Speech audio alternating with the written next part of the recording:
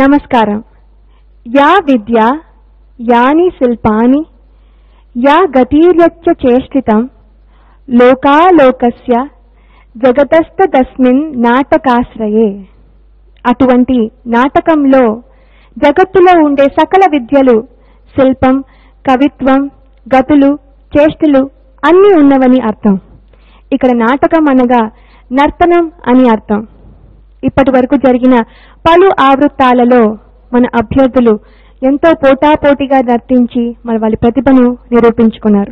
8 అంకాలుగా జరిగిన 4 ఆవృత్తాలలో మన అభ్యర్థులు ఎంతో రమ్యంగా నర్తించారు. అంతేకాకుండా క్లిష్టతరమైన శాస్త్ర ప్రశ్నలకు సరైన సమాధానాలు చెప్తూ ముందుకు వెళుతూ ఉండడం మనం చూసాం.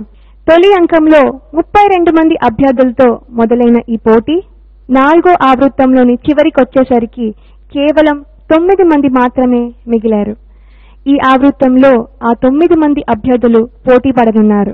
అంటే ఈ ఆవృత్తంలో జరిగే 8 అంకాలు చివరికొచ్చేసరికి కేవలం 4 అభ్యర్థులు మాత్రమే పోటీలో నిలుస్తారు. అంటే ఈ ఆవృత్తం అత్యంత క్లిష్టతరమైనది, కీలకమైనదన్నమాట.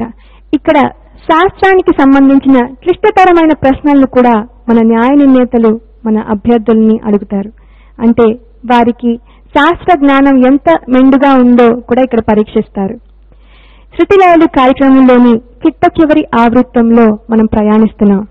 అత్యంత ప్రేక్షకాదరణతో నిరాఘాటంగా సాగుతున్న ఈ శృతిలయలు కార్యక్రమంలో నాట్యం చేయడం మాత్రమే కాకుండా శాస్త్ర అవగాహన కూడా మెండుగా ఉండాలని మరోసారి ఇక్కడ మీకు గుర్తు చేస్తున్నాము. ఈ అంకంలో 2 అంశాలు చేయమని మన న్యాయ నిర్ణేతలు అభ్యర్థిని అడుగుతారు. అయితే వారు ఇప్పుడు ఎలా చేస్తారు అనేది మనం ఇంకా ఏమాత్రం ఆలస్యం చేయకుండా మన కార్యక్రమాన్ని చూసేద్దాం. ఈనాటి శృతిలయలు కార్యక్రమంలోని న్యాయ నిర్ణేతలుగా విచ్చేసిన వారు శ్రీ మహంకాళి మోహన్ గారు మరియు శ్రీమతి ప్రసన్న రాణి గారు. వారు మనకి శృతిలయలు కార్యక్రమంలోని పూర్వ అంకాల ద్వారా సుపరిచితులు. మరి ఇవాల్టి కార్యక్రమం ప్రారంభిద్దామా? శృతిలయలు కార్యక్రమంలో చిట్ట చివరి ఆవృత్తంలోని తొలి అంకంలో రాబోతున్న తొలి అభ్యర్థి వేదవతి గణేష్. వేదవతి, నువ్వు చేయవలసిన అంశాలంటే తెలుసుకున్నాం. మేడం, తను చేయవలసిన మొదటి అంశం చెప్పండి. ఎవడే క్షేత్రయ పదం చెయ్యమ్మా. అది ఒక పదం, దాన్ని క్షేత్రయ్య రచించారు.